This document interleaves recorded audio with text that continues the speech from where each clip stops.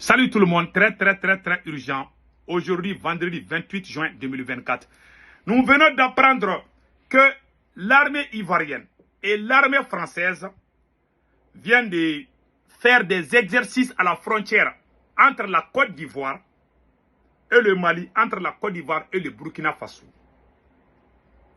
Voilà les révélations secrètes et beaucoup de détails que je vais vous expliquer. Selon le communiqué de l'état-major général de l'armée ivoirienne, voilà, ils ont planifié cet exercice ensemble.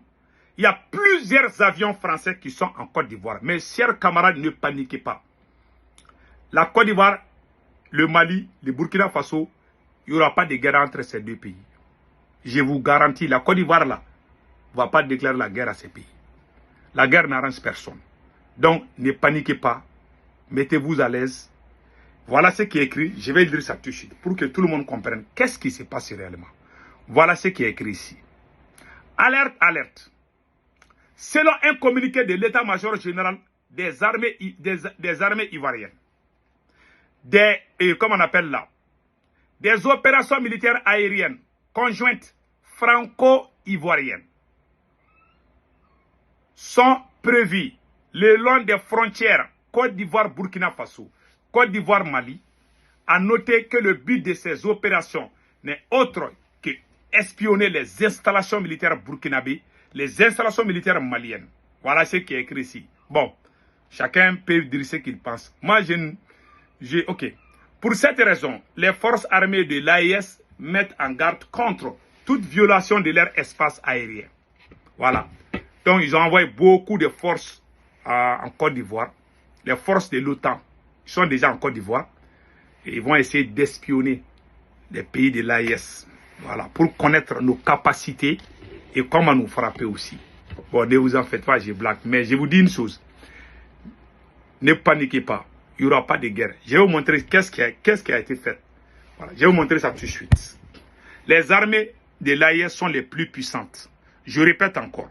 Les armées de l'AES, l'armée malienne, l'armée burkinabé et l'armée nigérienne sont les armées les plus puissantes de la sous-région. C'est-à-dire que de l'espace AES, de l'Afrique de l'Ouest. Il n'y en a pas qui sont, il n'y a pas d'autres armées. Ces armées-là sont aguerries. Voilà. Plus de 10 ans de combat contre les terroristes, ce n'est pas petite affaire. Hein.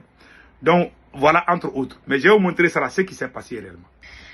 Annoncé par l'état-major général des armées depuis bientôt une semaine, la manœuvre militaire aérienne entre les forces armées de Côte d'Ivoire et l'armée française est entrée dans sa phase active. C'est le lundi 24 juin que les premiers avions de chasse ont fait irruption dans le ciel de Bouaké.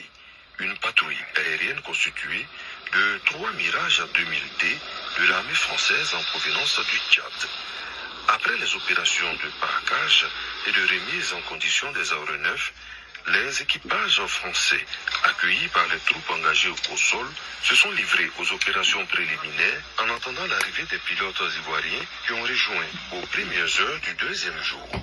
Tout de suite, la phase de coordination et toute la panoplie des procédures ont été revisitées. L'objectif pour les deux armées, évaluer le niveau de complémentarité et l'interopérabilité dans le combat aérien dans le cadre d'une mission de défense de l'espace aérien ivoirien. Les deux parties ont particulièrement mis à profit cet entraînement pour s'imprégner les uns des avancées en matière d'aviation de combat de façon pratique quand les autres ont renforcé leur connaissance du théâtre d'opérations aériennes. Eh bien aujourd'hui on a eu l'opportunité de pouvoir mettre en application tout le travail qui nous a permis de pouvoir combiner la venue de 3 Mirage 2000 sur un convoyage retour vers la France, mais aussi d'un C-130J et d'un Antonov ivoirien pour pouvoir faire toute la manœuvre de soutien logistique et de mise en place de ce clochage qui est itinérant et qui pourra permettre d'être un premier jalon pour pouvoir faire de nouveaux exercices tout au long de l'année. Et donc ce qui a permis grâce à cet excellent travail conjoint franco-ivoirien de permettre d'utiliser la base de Bouaké comme base d'accueil pour tous ces moyens aériens. Une base qui, encore une fois, a montré son hospitalité, mais une hospitalité ivoirienne à laquelle on est habitué maintenant depuis qu'on travaille en Côte d'Ivoire. Le groupe de planification conjoint qui a été mis en place à travers d'une très bonne ambiance et conformément aux instructions de notre hiérarchie, nous avons pu restituer les conclusions qui ont été validées et c'est sur cette base que cet exercice qui a connu un franc succès s'est déroulé et nous avons vraiment apprécié le partage d'expérience de nos partenaires français. Pour cet exercice qui s'exécute en prélude à un autre plus grand prévu en septembre entre les deux armées, les objectifs ont été pleinement atteints. Aussi, le niveau de compétence des pilotes ivoiriens en aviation de combat en préparation d'un engagement éventuel en tout point du territoire. Quant à l'état-major général des armées qui a planifié cette manœuvre, le contrat opérationnel pour l'armée de l'air est et demeure le même. Assurer l'intégrité de l'espace ivoirien et en préserver l'inviolabilité. Dans cette quête, toute opération sera la bienvenue, notamment avec les partenaires à l'expertise avérée. Voilà. Vous avez vu les mirages, tout là. Voilà, ils vont faire des manœuvres. Pour moi, il ne faut pas paniquer.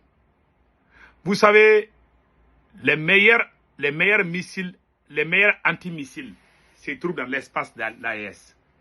Il y a, comme on appelle là, il y a un système anti-missile, et comme on appelle là, les batteries là, les systèmes de défense là. Les meilleurs systèmes de défense, c'est dans l'espace AES. Le Mali, le Burkina et le Niger. Je vais vous montrer une arme. Voilà, je vais vous montrer, comment on appelle là,